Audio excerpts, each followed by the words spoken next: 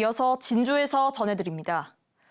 어젯밤 광주 대구 고속도로에서 화물차와 SUV 등 차량 넉 대가 잇따라 추돌해 운전자 2명이 목숨을 잃었습니다. 경찰은 가로등도 없는 어두운 도로에서 사고 현장을 미리 보지 못한 차량이 잇따라 추돌해 추가 사고로 이어진 것으로 보고 있습니다. 이형관 기자입니다. 가로등이 없는 어두운 편도 2차로 고속도로 한가운데 5톤 화물차 한 대가 멈춰 서 있습니다. 비상등은 꺼져 있습니다. 한 남성이 차량 옆에서 휴대폰 불빛으로 다급하게 수신호를 보내지만 뒤따르던 SUV 차량은 화물차를 그대로 들이받습니다. 어젯밤 10시 50분쯤 광주-대구 고속도로 대구 방향 112km 지점에서 화물차와 SUV 등 차량 넉 대가 잇따라 추돌했습니다.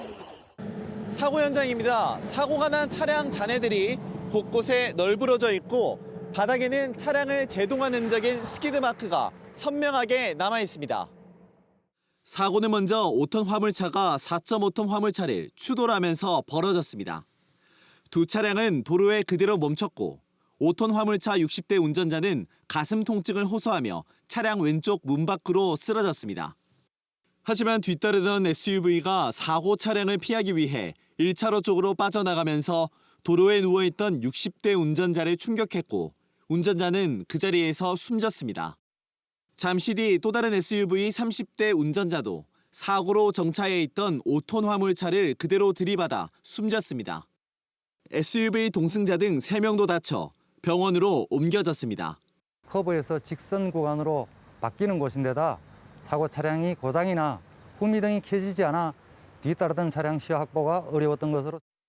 경찰은 차량 블랙박스와 도로공사 CCTV 등을 분석해 사고 원인을 조사하고 있습니다. KBS 뉴스 이형관입니다.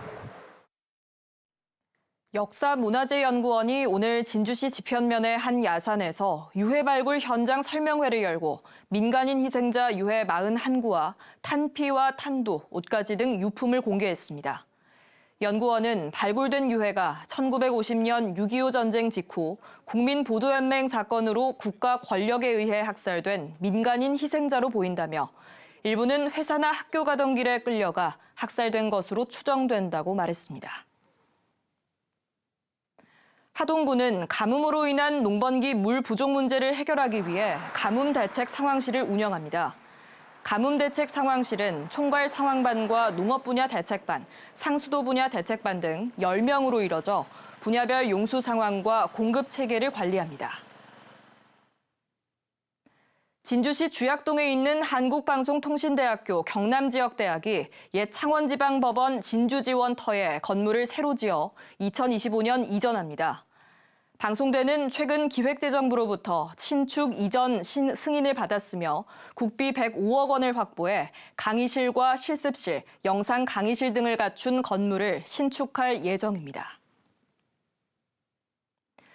한약방을 운영하며 모은 100억 원으로 진주에 고등학교를 세우고 국가에 헌납하는 등 지역사회 발전을 위해 평생을 헌신해온 김장하 선생이 최근 50년 만에 한약방을 폐업했는데요. 진주의 큰어른 김장하 선생의 발자취를 변성준 촬영기자가 영상뉴스로 담았습니다.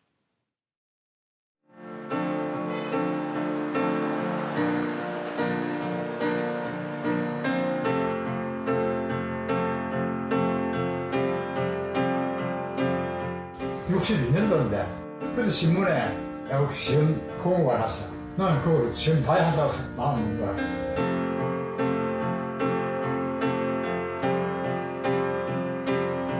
내가 가난한 집 출신이니까 환자들 그 어려운 살림살이를 보고 돈을 적게 받은 거야.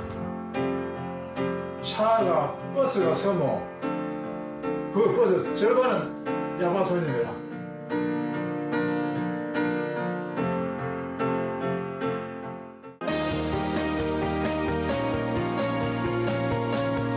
내처럼 가난해서, 집이 가난해서 공부를 못하는 사람이 있어서는 안 되겠다 하는 그 지원으로 이 학교도 설립하고 장학금도 주신 걸로 그렇게 알고 있습니다. 입학식 날 있으면 이 사장이 자전거 타고 오셨어요. 학교를 기부했을 때 기부한 재산이 이 명시고등학교 이 건물 자체, 이 운동장 이것만 기부한 게 아니고 이사장이 자기가 사시는 건물 그걸 제외한 다른 모든 걸 다 기부하셨거든요. 그리고 저축한 것까지.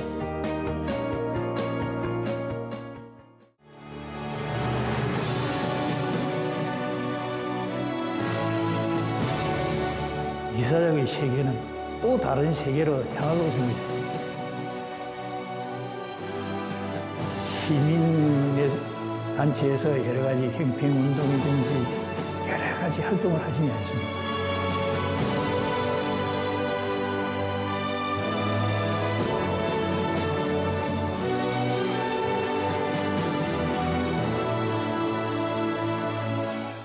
비영리 공익재단 법인인 진주 남성문화재단이 경상국립대에 전재산 34억 원을 기탁했습니다.